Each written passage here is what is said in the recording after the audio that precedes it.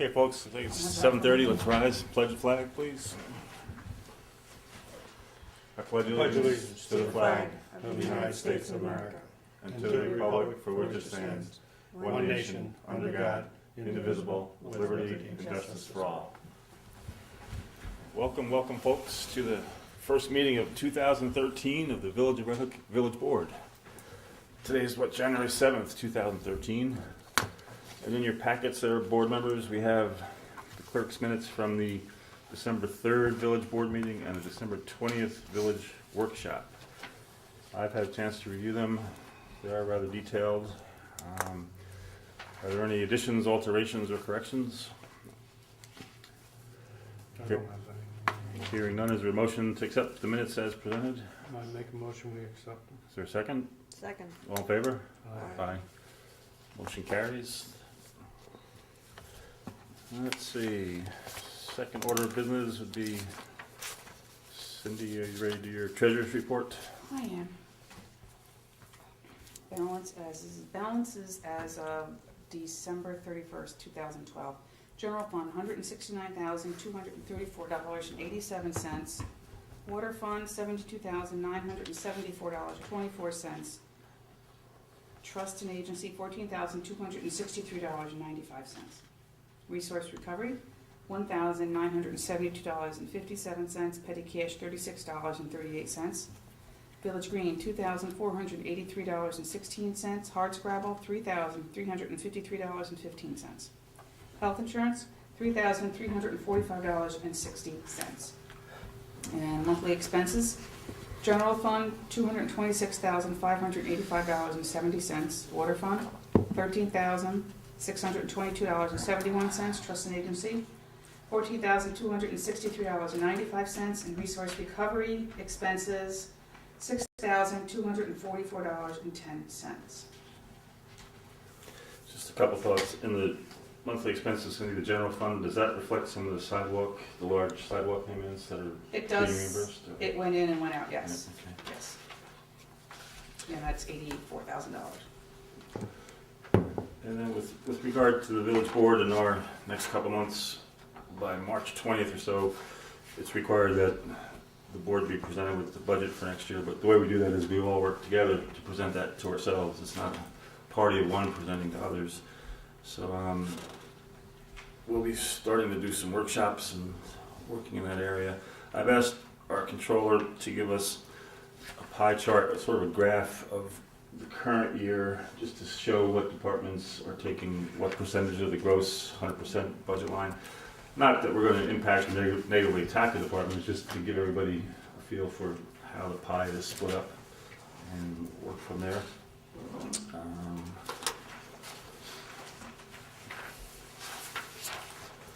Is there a motion to accept the treasurer's report? So moved. Is there a second? Second. Any other discussion? All in favor? Aye. Aye. Let's see, police report. I don't see anybody here in the police department right now. Bear with me while I dig into that file.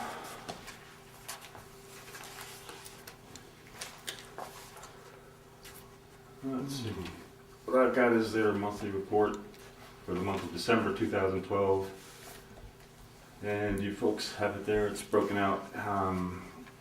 Total incidents. I rather look at it from the Village of Red Hook was 119 incidents, Town of Red Hook 59, Village of Tivoli 5, and UTTs, that's the traffic tickets. There's a gross of 75 there, it broke out. Village of Red Hook 58, and then Town of Red Hook 17. Arrests were 13, 7 of which were in the Village of Red Hook, and 6 were in the Town of Red Hook. And Steve, last meeting, as I was reading the minutes, there was that one question. Remember in the detailed incident reports, there was something with Buckwheat Bridge Road, which we all picked up on. It's up in Columbia County. It was, as I suspected, I confirmed though, it was a banking transaction here in the village where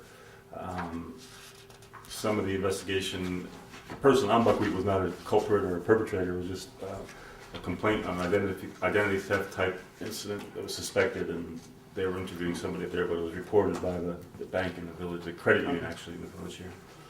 So, Yeah, thank you. yeah.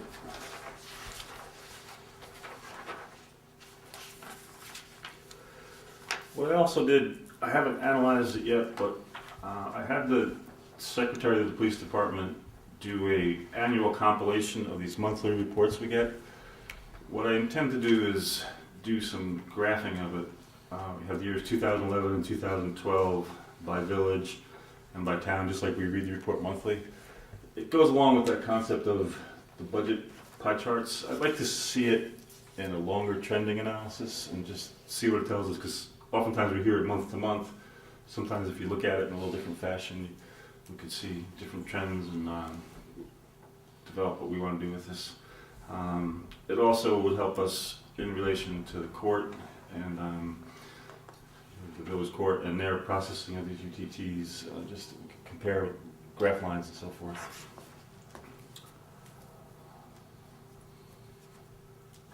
All right, looks like Mr. Trustees Archuk on water.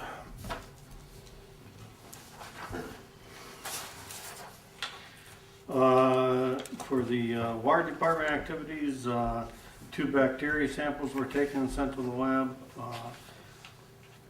They changed the water meter at 14 Market Street, turned the water off and back on at 23 Graves Street. Inorganic group 1 and 2 samples were taken and sent to the lab, and I do have the results. Bucky attended the pre-bid meeting on December 10th for the water system improvements, and the asbestos sample was taken and sent to the lab. The results haven't been received. The average daily usage for the month was 235,032 gallons. I won't go into the previous years. But before I gave a report, or gave a report to everybody, and before I do that, I'll just touch upon the Smith Laboratory sent back the certificate of analysis for the samples, and just for the public's information. You hear this on TV a lot about the chain of custody. They have the chain of custody for these samples, where they're taken and they're given, and when they're handed off, everybody signs them, which kind of surprised me, but that's a good way of doing things. But anyways, I also did an analysis, and I passed one out to everybody. And what it is for the year 2012, and as you can tell, the daily averages, and these are from Bucky, himself, and then we give total monthly. As you can see, everything's in gallons there, and then the meters are in cubic foot. So the one column under 2012 is the actual conversion of that meter reading into the actual gallons that were off the meters. Now, when I do my spreadsheets, I do a lot of figuring and hide the columns and everything. The total meter reading plus storage tanks, the storage tanks are 750,000 gallons. That's added in, so the actual reading was like for the December reading was 11,382,992, which is only 51% of what was pumped. Mm-hmm.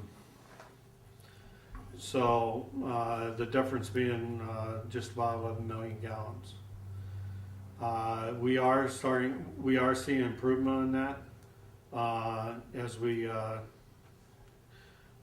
go and look at and scrub the records more and more.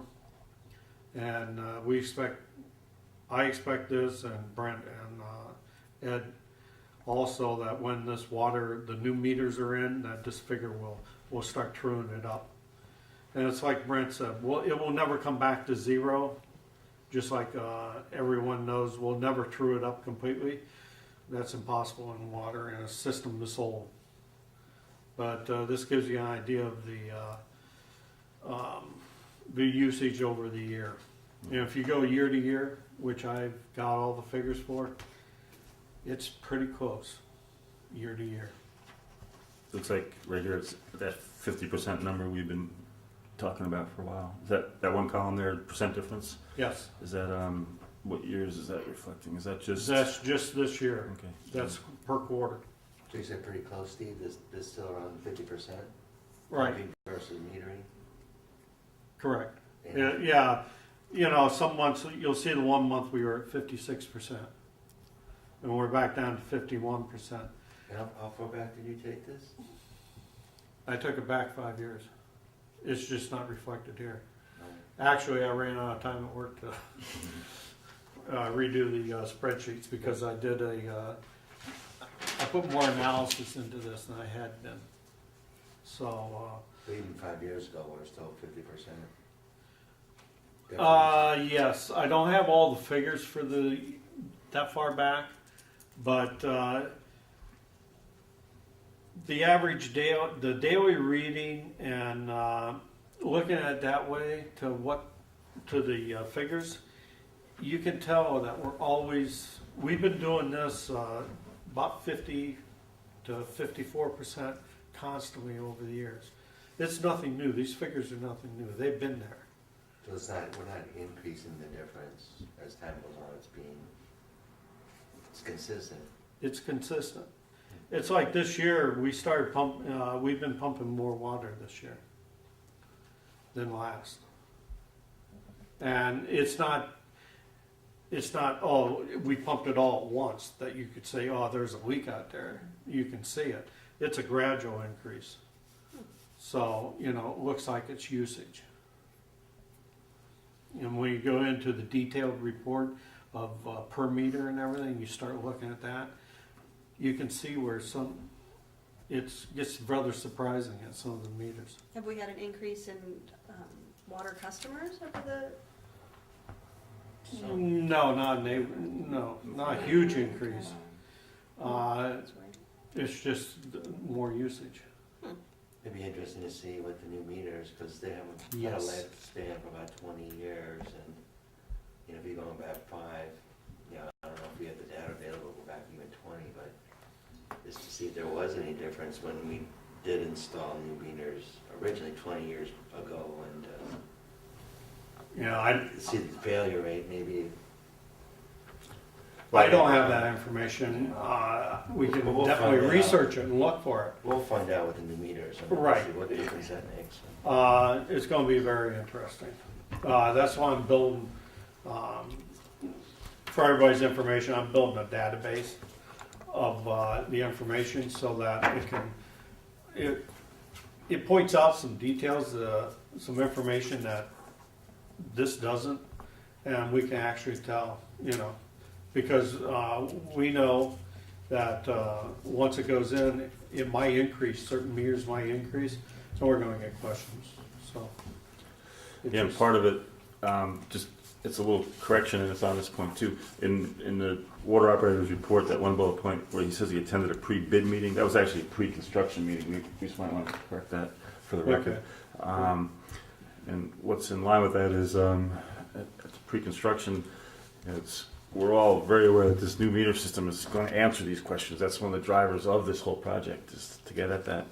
And but in the pre-construction meeting, another key thing while we have people's attention on Panda, in your current water bill, there is that mention that we added another field in the bill where we really need your particular homeowner's best phone number, best contact method, because the contractor will soon be coming out and doing the new installs, and we need to be able to get into the houses. So just to jump into that for a moment. And then, Steve, on a Smith Lab certificate of analysis here, this goes to the Department of Health and so forth as well. This one was, did you get a chance to analyze? Looks like they're all less than any suggested or prescribed limits here, meaning Right. clean, fresh, healthy water and so forth. And the water goes through a sequence of tests, annual, triannual, annual, every 9 years, asbestos tests. There's a whole sequence, a protocol of water testing, and this is just one of them that Steve's reporting on tonight. And let's see, with regard to water, anything else, Steve? No, that was it. One More thing, analysis next month. and one thing Steve and I were talking about, it's not for the winter season now, but we do want to perfect our hydrant flushing program, which Yes. even though the word hydrant appears in there, it flushes the water system, the potable water system, and we'll be designing a system with our own staff to do that. And probably once the freeze season goes by, we can start that again. You don't want to make an ice rink? And No, we could, maybe not. kids might love it. Let's see. Thanks, Steve. You're welcome. Thank you. Let's see, why don't we jump to Trustee Norris on her realm? You jump to me every time, Yeah. so I kind of expect it now, Good. just so you know. All right. Let's start with past events. We had Winterfest, December 14th. It had to be postponed a week because of weather. I wasn't able to be there, but you were there, Ed, and you said it was like about 100. Yeah, over 100 Families folks. We and stuff? loaded 6 or 8 wagon loads of people, and they toured through the side streets of the village. And there's about 25, 30 people on a wagon. So Lovely. So I thank Kathy Treble and Kim Gomez for helping out with that. Right now we actually have a bit of a lull in the event season, and I'm interested in getting new people involved with creating and developing events. If anyone has any ideas for events or wants to help out with our usual mainstays, the Spring Roll, Hardscrabble Day, Winterfest, Halloween, am I missing something? Apple Blossom Day is more Rotary, although we kind of help a little bit. But if the movie, this concerts in the park, we'd love some help. We'd also love just fresh blood and new ideas. So you can email me at info@hardscrabbleday.org, and I'd like to set up a meeting within the next couple of weeks just to touch base with people and get the ball rolling for Hardscrabble Day, which we actually need to start planning. Since garbage is so exciting this month, I'm going to skip ahead to the library. Save the best for last. The library circulated 5,365 items in December, which was down 2% from December 2011. They think the drop in circulation was due to them having to close the library due to snow and some internet outages that they had from Time Warner, which they think has now been resolved. They hosted 42 programs in December, attended by 141 children, 57 teens, and 160 adults, making a total of 358 people. They did a sister committee meeting on December 17th. They had done a friendship mural quilt, which was done by kids at the library, and it was beautiful. Some of the pictures were just stunning. It was sent with a student from Bard Palestine Youth Initiative to bring to Kfar Tavor. They're hoping that will spark a sister city relationship with that city. Garbage and recycling. I've crunched numbers for the past 2 years. First, I'll just talk about last month. We had 8.25 tons of single-stream recycling and 10.25 tons of garbage. We paid out $991.69 and sold $3,440 in tags. The average sales during our promotion was $3,810 per month, compared to $3,672 on average throughout the other months. So it was a little bit higher. We may again have still been preaching to the choir, but we did up our sales for those months. December was our last month of the buy 10 get 1 free promotion. All told, over the past 3 months, we gave out 123 blue tags for a total of $307.50, and gave out 57 red tags for a total of $285, for a grand total of $592.50. If you take the numbers from 2011 and 2012, we sold $12,612.50 less in tags this year than the year before. However, we did pay out $2,508.41 less than the year before. This, I believe, is due to the fact that we're no longer charged for recycling. They had stopped charging us. It was actually January 2012, that they stopped charging us for recycling, so we didn't have to pay that out. So I think that's why our number paid out is less. But again, you know, the tag sales, and we know this, has been going down, and I feel that Ed and I do the same spiel every month, that we need people to do village garbage. Helps us all. We're going to be having an e-waste recycling day, Saturday, January 19th.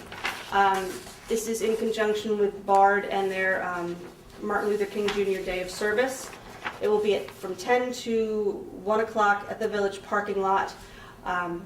Drop off e-waste, and please bring a food donation to help Red Hook families in need. Allowable e-waste includes televisions, monitors, computers, keyboards, small-scale servers, fax machines, scanners, printers, cell phones, VCR, DVD, DVR players, portable digital music players, digital converter boxes, cable or satellite receivers, and electronic or video game consoles.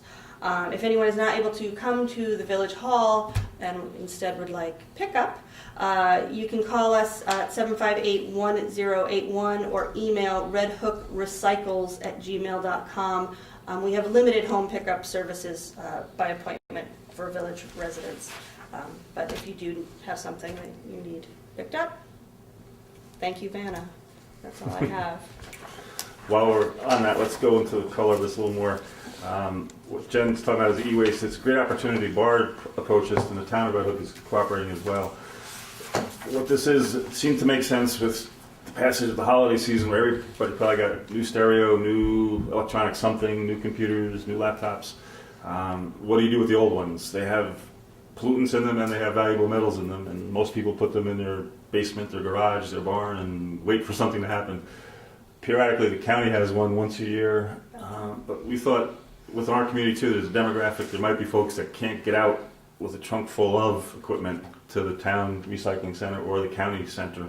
So what we're offering is, like Jen said, limited pickup. We're going to use some of our equipment here, and if you cannot get your used e-waste equipment to us, we'll come to you in the village only, this is. On a Saturday, and the number she gave out would be a number you could call or go to that website, email site. We're trying to get the stuff out of people's houses, out of the garages, so it gets back and recycled properly. And what we'll be using, the way the town is cooperating, they do have, through their sanitation contract, they do keep a dumpster there with specialty equipment only for e-waste. And then what BARD is doing is, if we have to manhandle it and move things around, they're going to provide students. It's similar to the light bulb project we did a couple years ago. They're going to send some students along and help man it. And if town residents are watching, what we'll do is hand out something here just to get you free access that one day only into the town transfer station, rather than us take it from you and take it down there. That's our plan, is just have the miscellaneous town folks that show up get a pass from us and get in there to drop it off. So the overall goal is to get the e-waste recycled, and that list is, Who will be picking this stuff up? well, that'll be me, and we're going to talk about that in the regular business piece, but we have a plan. I just want to get the board in on it. But, and then we'll haul it down to the town transfer station. Anyway, when I say me, us. Yeah. I look left and right for the hardworking board members. Yeah, let's see. We'll talk more about that in the regular business part too. But let's see. J-Trap called a few times today. He sounded sicker than I sound at the moment. Whatever's cold going around Village Hall, he and I both have it. Therefore, I'll read his planning report here. Just bear with me.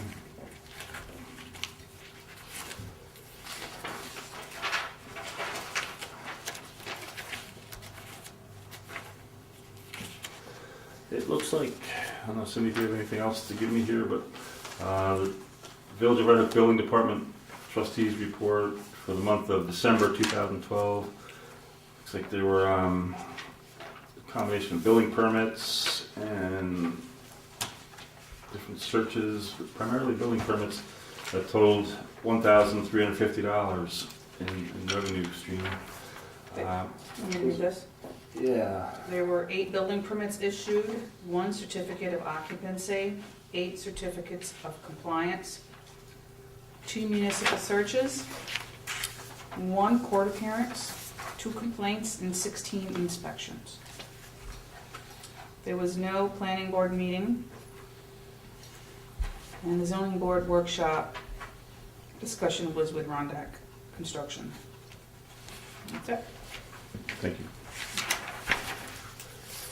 Now, what we did at our workshop on December 20th, one of the things we're looking at is, it has to do with the water department and the building department.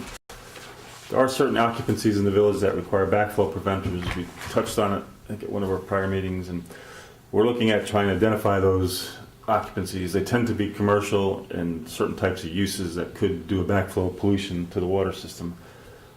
So we're developing that list and looking at the ways we're going to address that in the future. It hasn't, we just workshopped it on the 20th, and the facts are still coming together a bit, so that's pending.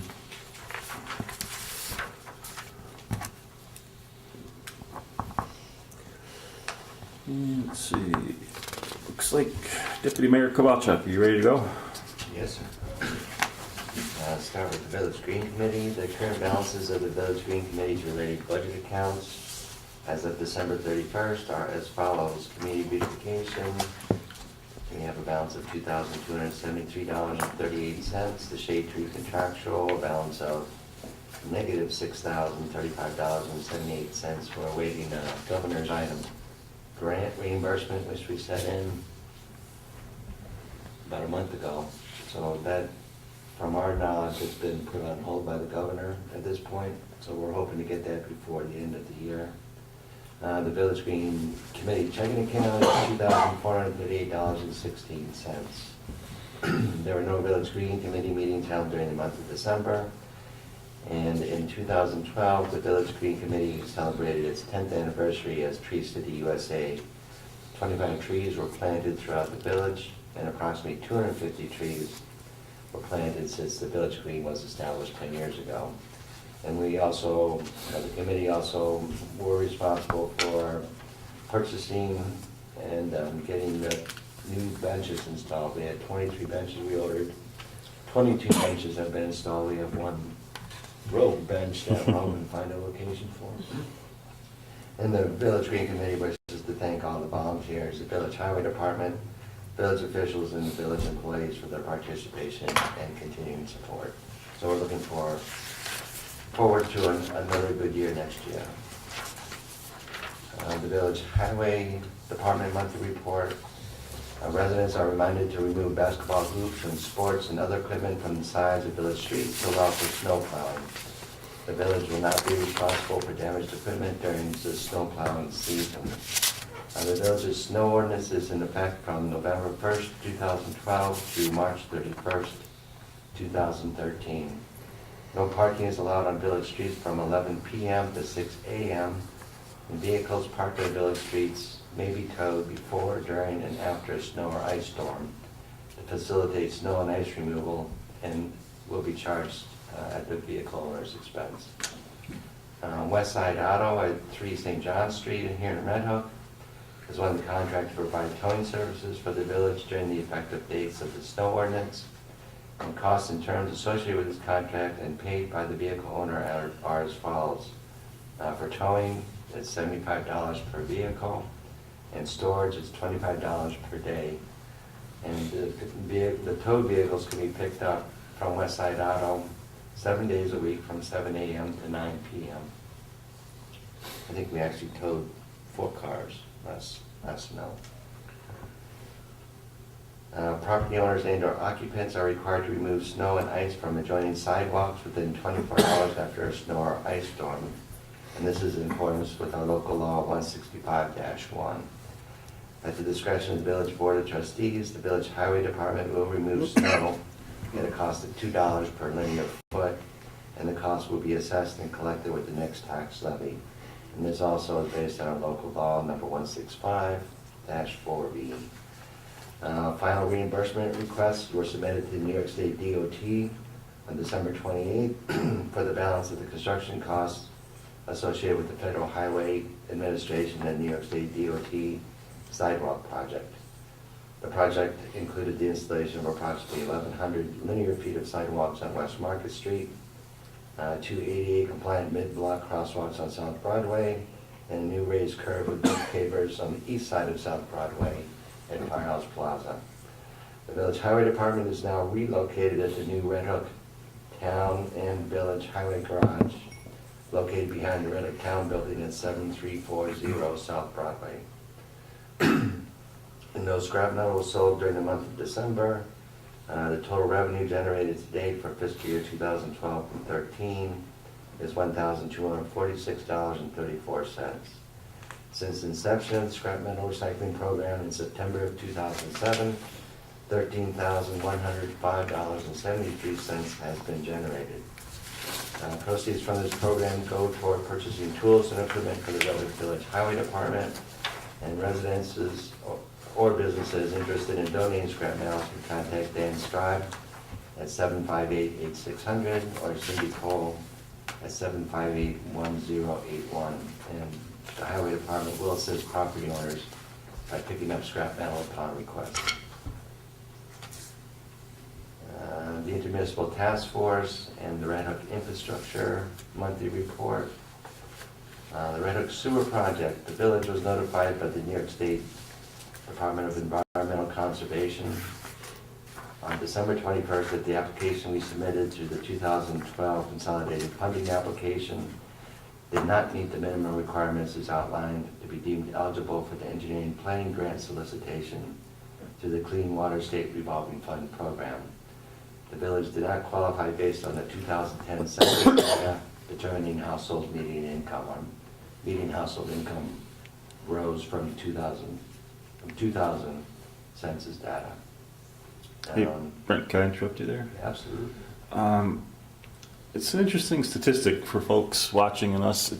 In 2010, the median household income went up about $20,000 more than 2000. I'm rounding things there, but was it like 36 to 56, something We roughly? had about 36,840, I think, was the median household income based on 2000 census data. Mm. The 2010, they have us down at 55,600, but that is not collected data. So that number was based on other determinations besides the actual data. But with this particular grant, the threshold for applications was $55,000 for our region. So for $600, we lost. The reason I raise the question, I don't know how we can do this, it's more for everybody to think about, is I don't see anecdotally that the village median income rose $20,000, which is almost, what, 50%? It's more than 50% on 30. It's 60% on 30 in 10 years. And you say it's not collected data, so in the census, it's not real data, but they're using it against us. The reason it's We important, argued that quite a bit, and but it's important too with the USDA for any other phases on water. the USDA bases their data on 2000 census. So this was New York State. It's part of the consolidated funding application, so that number was established not specifically about their village, but more a regional aspect of it. So the 55,000 cutoff from the EFC was, this is the first time they've done this grant, that they've offered it, and they've just picked the number that they thought was fair. And we're in the mid-Hudson region, which includes, we're the northern part of that region, so we actually include parts of Westchester, Putnam, and so it's, But it just seems like It's unfortunate. the numbers don't seem to match reality right now to me. But anyway. you know, that's something we could take up with our assemblyman and senator. Yeah. Okay. The village, however, will continue to pursue all funding opportunities to provide for our future municipal sewer system.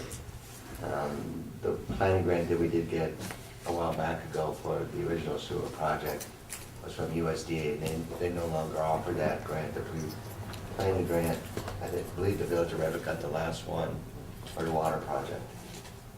Hopefully they'll bring that back, but nothing's guaranteed up in Washington. The Red Hook Water Project, on December 10th, as Steve mentioned in his monthly report, a pre-construction meeting was held at the village building to review costs oversight inspection requirements, prime contractors contract requirements, short-term financing and reimbursement procedures, and long-term financing requirements. Substantial completion time was established 160 days from the contract start date, which was December 10th, and that 160-day runs through May 2013. And final completion time was established for the length at 220 days from the contract start time. So again, that's December 10th, and that should end August of 2013. So we're hoping to be done way before that, but contractual, that's what the agreement says. Representatives from National Metering, Wayland Electric, Trinity Construction, CT Mail, New York State Environmental Facilities Corporation, United States Department of Agriculture, and myself attended. National Metering will be installing new meters with radio read meter heads to all Red Hook Village water customers. And as Ed reminded everyone already, residents, businesses, and property owners are reminded to complete the required telephone and email requests provided on the latest water bill payment stub. And National Metering will be contacting all customers via mail, telephone, email correspondences to schedule an appointment to replace water meters. And hopefully we'll get a little bit further into what they're going to be doing during regular business. But on December 17th, a site inspection and well field pump control walkthrough was conducted to review the scope of work for monitoring and controls for the new well field improvement projects. Teamwork Solutions, CT Mail, and myself attended that. On December 20th, at the Red Hook Village Workshop, possible development proposals for the Red Hook Town TND was presented. Discussions involved creating a Red Hook Town water district that could purchase water and services from the village. Alternative water district expansion and acquisitions were also discussed. So we had representatives from the developer and the engineer and the trustees. Good news, the village was awarded a 2012-2013 Community Development Block Grant for an on-site packaged water treatment system for previously abandoned wells located at the village landfill site. This is a $150,000 grant. These two wells each yielded approximately 70,000 gallons per day. Will supplement the village's existing water supply capacity, so that'll be good news. And with the new monitoring, if we did need more water supply, at least we have these two wells at hand. The Intermunicipal Task Force met on the 7th, 14th, and 21st at the Red Hook Town Building. Draft zoning amendments and revised use tables for the water conservation, limited development, RD5, and institutional districts were reviewed. Upon agreement from the task force, the zoning revision recommendations will be presented to the Red Hook Town Board for review and implementation considerations. So they were hoping to have it done by the end of the year. We got a little bit more work to do on that. Red Hook Town Economic Development Committee, both Ed and I are invited guests. I guess we're liaisons. The meeting was held on December 13th at the Red Hook Village Building, and we discussed the business survey, which is currently online and available to the Red Hook Town, the Red Hook Village, and the Chamber of Commerce websites. The survey is to gather information to assist the EDC to promote existing businesses, encourage new businesses, and solicit comments on how local governments and business organizations can better serve the Red Hook community. And we also discussed a not-for-profit organization to serve the Red Hook area. And one of these that was talked about was SEED, which is Smart Eating Every Day. It's a children-driven educational program serving rural and suburban communities. And we also discussed National Endowment for the Arts grants available that provide financial assistance for economic development involving the arts in placemaking. There were no meetings for the Community Preservation Fund, Farmland Protection Advisory Board. There were no meetings held for the Red Hook Town Zoning Review Committee. No meetings held for the Red Hook Town Village Shared Services Committee. These are all committees I sit on. And there was also no meeting for Red Hook together this month. So, short one. And that's it. Thank you.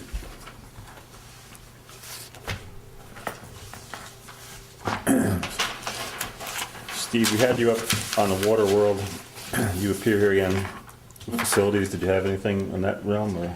I was contacted today by Dan, and he told me that we had a person fall on the sidewalk here beside the building on Friday evening. He was called in to salt the sidewalk Friday evening and Saturday evening.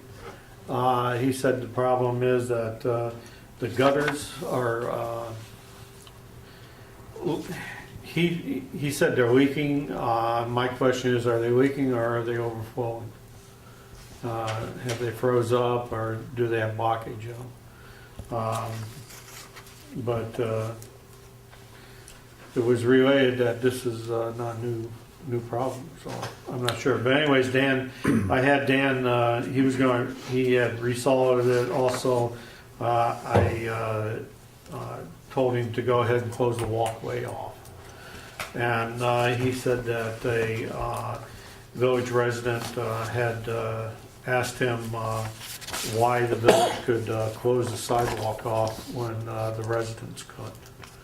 And my response to that is we have to close the sidewalk off because it is in danger. And it's a problem that needs to be repaired with the water dripping on it. Yeah.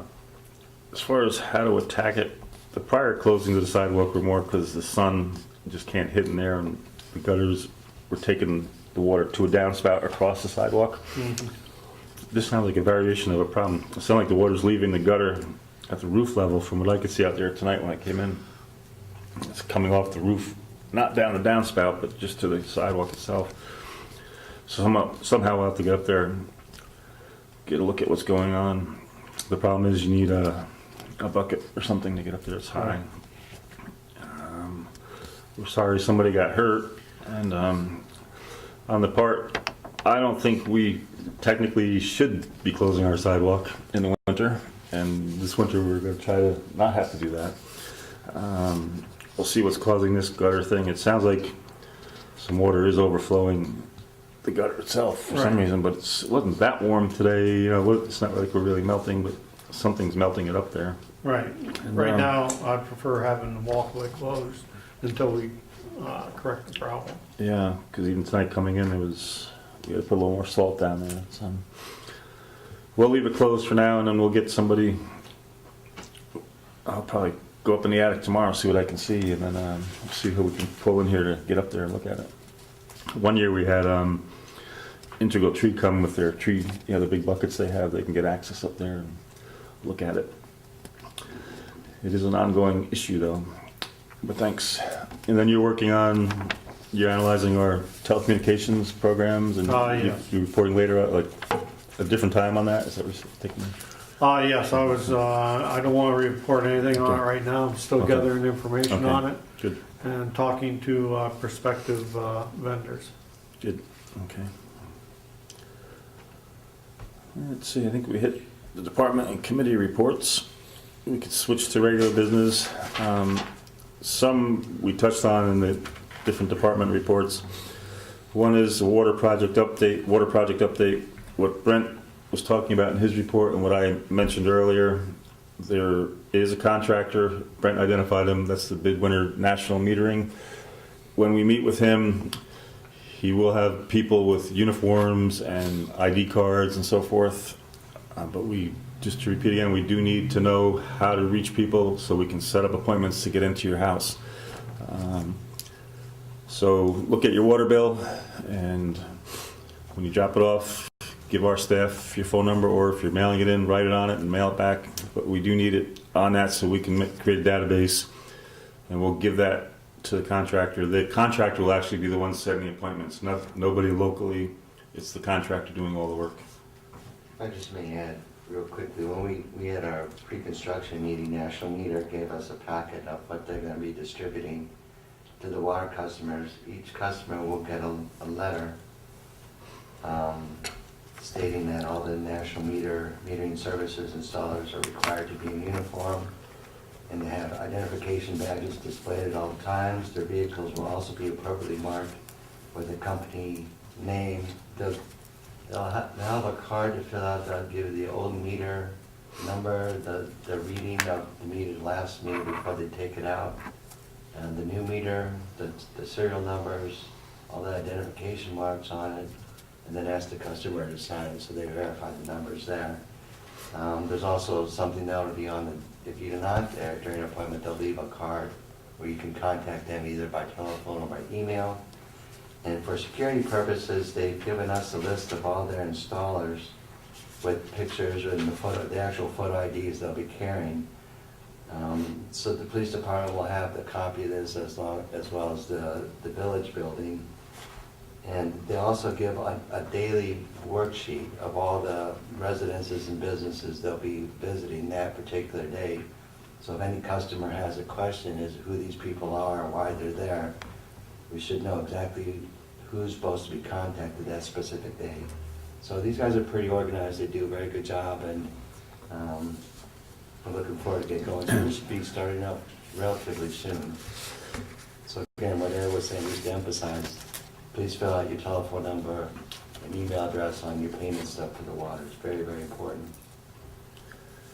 Yeah, one side story to that, this is what National Metering does. They are expert at this, and they do it fairly quickly. They tell us per house. The time seemed almost shorter than I assume you could do it. But anyway, the other thing, they will take the reading off your current meter and put that on a spreadsheet that Brent was referencing. And then what they'll do is, we've agreed with them, they will actually bench test each meter, because as Steve and history has showed us, there's something wrong with most of our current meters are just not accurately measuring the volume at your house. So when you get the new meter, there will be differences, and what this board will do as Board of Water Commissioners, look at what those differences tell us and help us reset rate. We're going to wait for that time frame to go through where we start to see what the new meter is actually measuring, then we can redecide rate. Right now the current rate is based on history and performance of meters that just aren't really working properly. So long story short, they'll be bench testing each meter, and we'll get an accurate feeling of what was wrong. Was your meter an accurate one or not? So if somebody has a huge question, hey, now I'm consuming way more water than I ever used to, we'll have a test on the old meter that can say, well, your old one was defective or not. And so they'll be doing that for us too. Anyway, let's see. I'm going to skip to zoning fee update. I touched on this before in department reports too. We're not prepared to vote on anything tonight. We're still developing that backflow information. But the overall thought process is we need to get these things installed, or be sure they are installed. They're actually not the property of the village. It's the property owner that has the responsibility under law for this. But they do have to be monitored annually. So we want to get our planning department up to speed. And what that means is you need a certified backflow tester. The property owner can hire their own and get it done and give us a report, or we could retain somebody and charge the property owner, and that's what we're looking at. At the same time, we're looking at how our building and permit fees compare to other municipalities. Should we make any other changes while we're looking at that? But we haven't decided anything yet. Excuse me. Back to the e-waste, I just wanted to run by the board the technical part of it. Like we said, BARD's going to provide some labor. The town's providing the drop point as far as the end drop point for the e-waste itself. What I thought is, given what we said before, we do have a population that maybe doesn't have the vehicle or the ability to get the things out of their house to a site to be recycled. So we would offer that. And what I envision doing is, just want to get everybody on board, is on that Saturday from 10 until 1, we would use the front half of the lot. We would take our recycling trailer and just park it there. And then with one of our lighter weight highway trucks, if somebody does make an appointment and say at their house they want to pick up, we could get the truck over there, throw it on. I'm not envisioning tons and tons of things. It's computer screens and things. And we would bring it back to the trailer here. And if we fill a trailer, drive it over to the transfer station, unload it to their dumpster, and bring it back, and just kind of go through 2 times whatever it takes to move it around. Is there any charge for Pardon? Is there any charge as far as when we turn over the e-waste? No, the town has agreed no charge to us and no charge to any person bringing it in. What we're looking to do is, as far as payment, if you are recycling your e-waste, where's the poster? Is it buried here somewhere? Bring in some sort of non-perishable food good to transfer. They would bring it over to Dutchess County Community Action for doing in lieu of payment, so to speak. So you would drop off your e-waste here, and then go, also drop off some non-perishable food as we hunt for the poster. You were holding it up before. Yeah, it's here somewhere.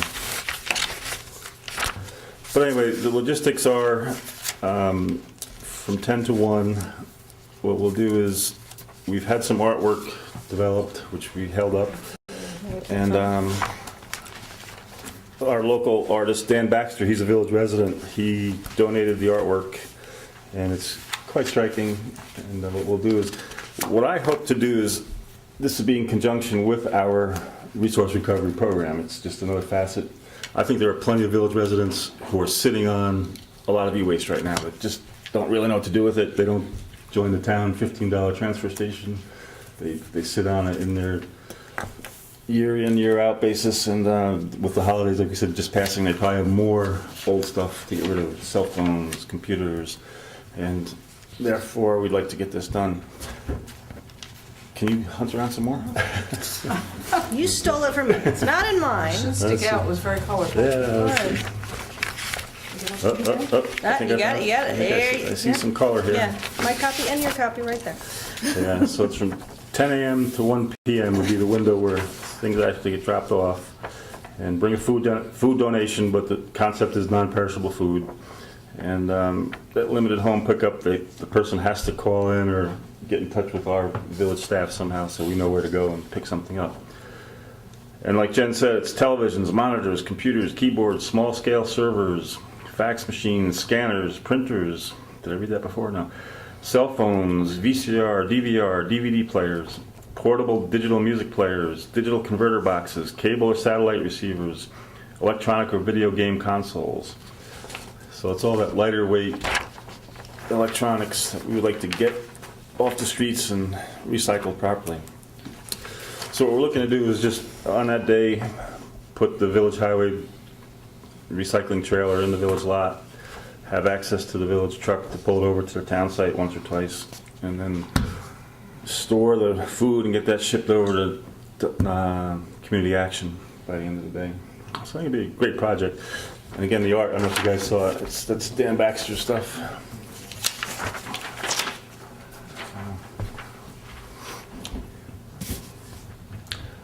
What I thought we'd do too is reach out to the local radio station, go on there live one morning and promote it, and then put some posters up. This would be the poster, and this would be, there's no cost to the village on this. BARD is actually helping fund some of it, and so is the town of Red Oak through their CAC, as far as the Town Conservation Advisory Committee. How about flipping an ad on Panda? Yeah, I would like to do something on Panda. Good thought. They do a text calendar thing. I'd love to be able to get the art up. I don't know if the Panda people can reach out to us how we actually do that. We have this in a file we could send somebody, so it would give a nice colorful I know representation. someone who knows it. Oh, you got that intern? Yeah. I can email him something. But Can I have it? but overall, I think it'd be a good thing. And what it is, BARD, as Jen mentioned, they're looking for a community service approach, and it's similar to what they did with us a few years ago with the light bulbs, the compact fluorescent light switch out that they did with us. Well, I mean, this is their big day as part of their citizen science program. So there's going to be BARD students helping out in so many different community aspects. You know, volunteering at libraries and farms and here. I mean, it's a massive undertaking that they do every year, and they've helped me at the library, and it's amazing, and they deserve a lot of credit for that. What I would like from this board is just, I know Steve helped greatly at Winterfest, so did Jen, and Brent has his own other expertise, but I thought if a few of us showed up that day just to kind of monitor a little bit. We could hop in the truck once in a while to some appointments where we have to pick something up. And you don't have to dress up in costume. Yeah, we don't have to. But it'll be outdoors. You know, again, weather dependent. But it's I think we'll do it no matter what. You know, if it's a huge snowstorm, we'll have to deal with that day or something. But anyway, that's the story on it. You guys good with it? I'm fine with it. Sounds good. And then let's see. Cindy had some election business here. We are on the village election cycle, which is not a November cycle, it's a March cycle. And there are 2 seats up in March. It's the seats that have been appointment filled so far. It's the people to my left, Steve and Jen. Those seats have to be run again. And indications are they are interested in doing it again. But we have to do a formal motion just to go on the record that the board is setting up the election. Clerk, do you want to read? Resolution 1, 2013, whereas per election law 15-1043, the Board of Trustees of the Village of Red Hook will hold a village election on March 19, 2013 at the Village Hall, 7467 South Broadway, Red Hook, New York, between the hours of 12 noon and 9 p.m.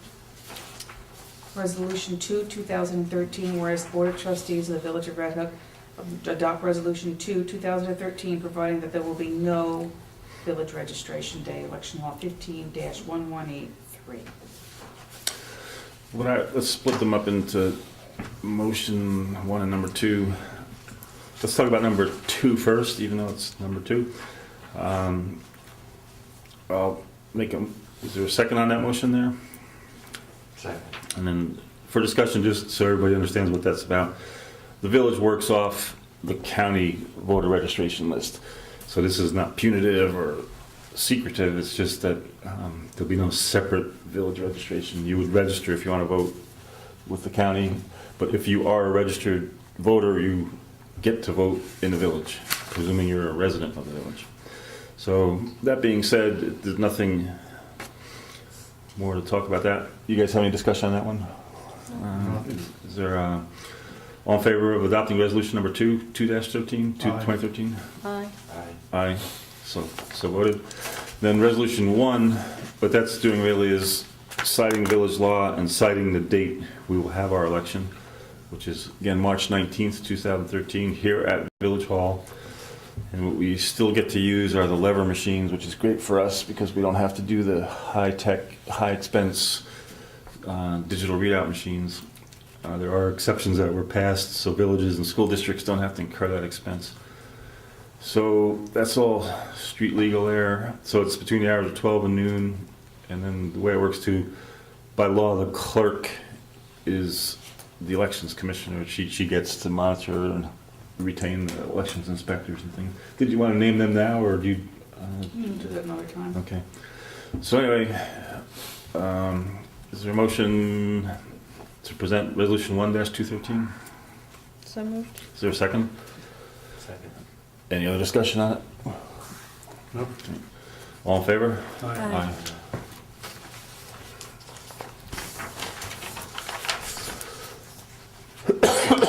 Excuse me.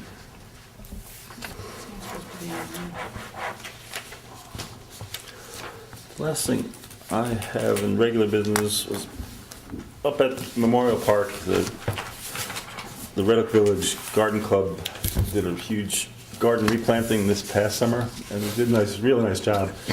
And they wanted to get themselves a sign or something there that would just attest to who did it and who they are, that sort of thing. They did a mock-up. It's just a black and white version here. It's a village park, so technically it's our land. In most cases, signs go before the planning board, which I think we should still have it do. But I just wanted to show you guys that they probably wanted to get this reviewed and planned by the springtime. And this looks like they mocked it up to real life size scale to me. But I'll mention it and get it up to the planning department so they can do whatever they have to do on it. But like I said, ironically, technically it's our park. And they're not selling anything or promoting anything, it's just themselves. And then, let's see, we had the potential to go to executive session, but I don't have any pressing need on that. I know we had asked the clerk to, it's just generic for all employees, and I saw a position paper here. We're looking at, can ADP give us an automated way to log vacation and sick and different days versus the manual system we have now? Do you have that recap note, Cindy? I know I saw it. Do you have in your head what it said? Or, let's see. Would you like me to read it? Oh, I got it here now. It's, let's see. Cindy researched that option 1. She contacted ADP in regard to adding benefit accruals to the biweekly payroll. Seems we can receive a better discount than originally quoted. This is a one-time setup fee for $300 and a biweekly charge of $14 for $364 a year. Okay, so that is different from what they told us on the phone. The that day. original, yeah. Take 4 to 6 weeks to set up. Option 2, manage employee vacation personal time record in my office. Keep track. Let's see. I can implement a better and tighter system. Add a quarterly report. Let's look at option 1 here for a minute, guys. One-time setup fee of $300 and a bi-weekly charge of $14, which becomes $364 a year. So if we get through the one-time setup fee, it'd be $364 a year. We know what we pay Cindy an hour.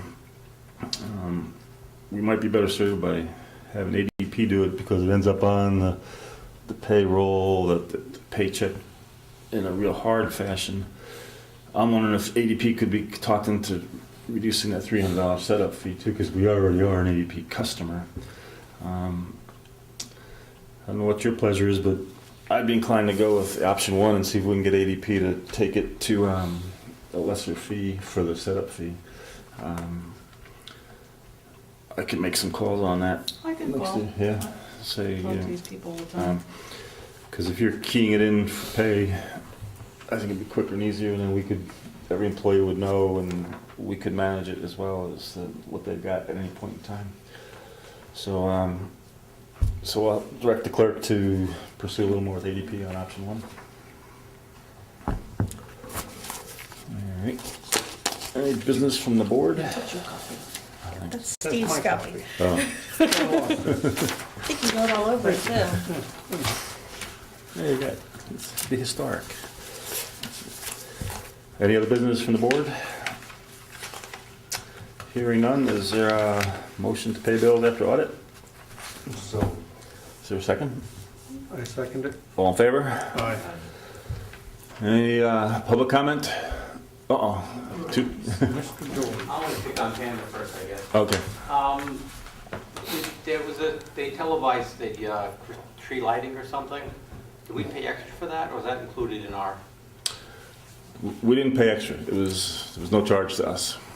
Okay. And they did a nice job, actually. They set up some fixed cameras. I didn't get to watch the whole thing, but... I don't think you missed anything. It was dark, and I didn't recognize your voice, really. over at the tree itself, but they did some here at the beginning. It was, I mean, can you talk to them about fixing their sound? what are you hearing now? It's so damn loud. Oh, I mean, the federal government passed laws about advertisers jumping the sound up as much as they have. It's unbelievable. I don't watch it anymore. I mean, it knocks me out of my chair. But if I hit it by accident, you know, some of them are normal, but I see a larger number of them, they just got the volume cranked up so loud, it's ridiculous. but it is ironic. I've noticed that the past month myself. If you're on, say, CNN at listening volume, then you click, Twice the volume. and I don't know the answer. If there's anybody in the room that does, Maybe it's something that waits somebody up in the control room and tell them to set their but is meter or it something. the cable company based? Because I find the opposite. If you go to channel 13 public television, they are minimal sound. You have to push them way That's up. Panda. I don't- I don't care how I do it, but, you Yeah. know, because some of the shows are normal sound, Yeah. whether they be good or bad, but the sound is, Mm. you know, you can listen to it, but for some reason, the last month or so, they've just been jumping the volume up, and I don't think everybody's paying attention. Well, I have a new station manager. I can reach out to her. She's very communicative. It's much easier to deal with them right now. So Okay? we'll see what that's about. Because I did notice that too. It's like it jumps at you, which is ironic. years ago our complaint was we couldn't hear Panda, and now it's, when you turn it on, it's Well, like, you still bam. can't hear them when they set them up, Yeah. depending on what they're doing, but when they do have the sound, it's just. Yeah, well, we have the best production guy here now, and he's got good sound for us and For some good video. reason, your show comes out pretty good. We have the talent and the knowledge. If I could just interject, the issue with the volume Mhm. of the show being one and the ads being another volume, that's in front of the FCC. Yeah, They have, that issue's been going on for some time, and the FCC's really looking into it.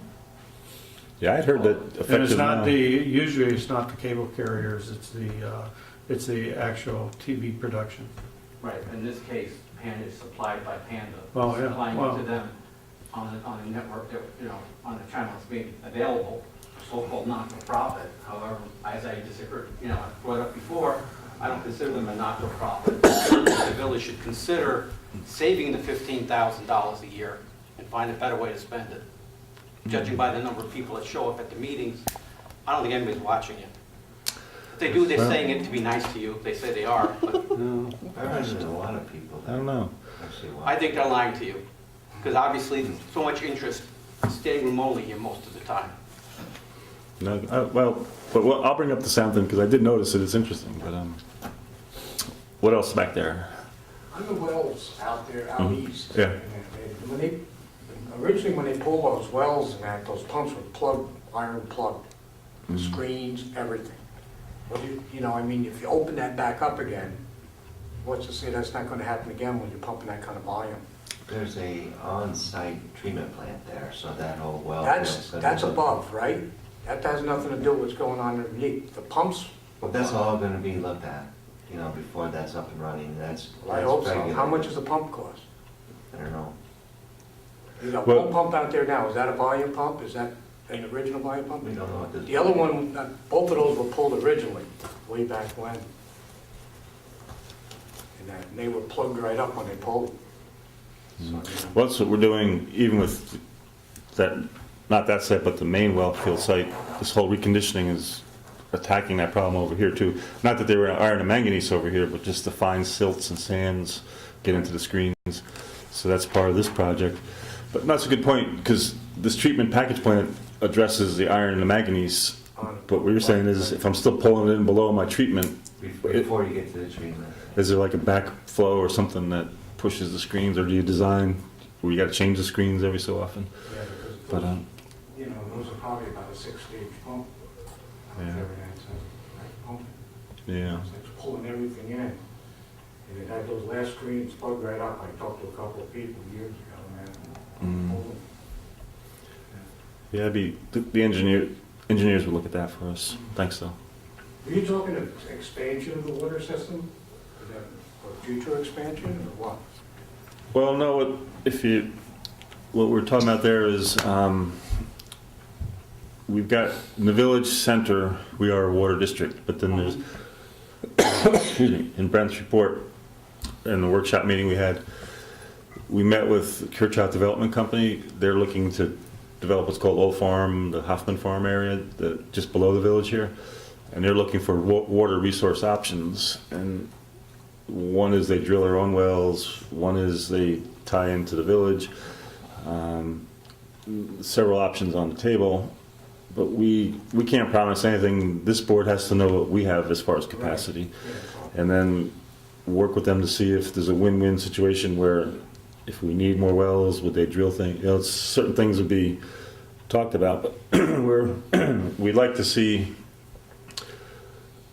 a positive traditional neighborhood design happen down there, but they need water, and right now we're just going back and forth. We need to get our water project, the current one, done. For here. Yeah, and Yeah, then not for now. then we would see what we've got, because we can't sell what we don't have, so and that's Yeah, I by know. rule. The county's telling you that you don't have it, you gotta have more backup right now. Right, What's yeah. gonna happen then? Our Like I say, number one priority- develop, we'll worry about Our it. number one priority is for our residents here in the village. It's all right, it's here. This, Just- this whole well field improvement, just specifically for the village, We have our own expansion plans that we want to take care of. We gotta make sure we have the water first for our development and for our future, and then we'll worry about that. But We should worry, going beyond our own borders. That still has to go back to the county though, right? What's that? If you were to try to do something like that, Oh, yeah. the county would have to approve that. Yeah, it'd be a huge project. It's not. Yeah, the biggest thing, just to repeat, is the $64,000 question for us for the past 2 years has been, what do we have capacity-wise? What do we have consumption-wise? And that's what this phase one is about. You know, it's, and then getting these other wells online over here diversifies our source. One problem now is our water comes from one geographic area, which can be threatened if something bad happens there. So if you have different straws, so to speak, you get a little better source protection. Do you know what the aquifer is here, Ed?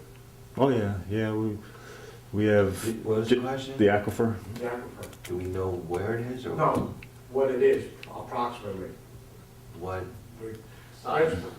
It's not. It's mapped. It's mapped. There's a map that is currently over at the town building, but it shows this aquifer. It's pretty well documented as far as types of soils and output and recharge areas, and that was all looked at. That's been mapped already by the county. We looked at it very heavily when we were doing the first sewer project for recharge, which mostly happens on the east side of the village. But we do have a pretty good indication of where the most deposits of water are located within this aquifer of the village here. So again, that's all mapped, and I could bring it in. Yeah, Brent references it. You might hear him. Russell Urban Mead did a study, what, 15 years ago or 12? Russell Over Me did a study, which is on our village website, Yeah. quite frankly, and you can see that water study. And that was commissioned by the task force about 8 years ago, maybe. So there's a lot of data on there about the town well field site, our well field site, the aquifer, the historical analysis, the soil data. It's a pretty comprehensive plan, and that's something the basis on. Plus successive engineering firms such as CP Mayo have been looking at the water in the aquifer, so it's very well documented. It is on our water, on our Does it give rough website. gallonage or how many gallons or anything like I that? don't think they give, well, they do give an approximate, I guess, area and density of where the water deposits are located, but as far as actual containment, I don't know if you can even ascertain that, but you can look at the data, see if you can figure it out. It's pretty dense. I mean, it's not a vessel that holds waters in its area, so we don't have an underground lake. All right, that's it. Anything else from the board? I would then ask Mr. Brent, would you like to make your motion? I would like to make a motion that we adjourn this evening's meeting. Is there a second? I second. All in favor? Aye. Aye. Good night, everybody.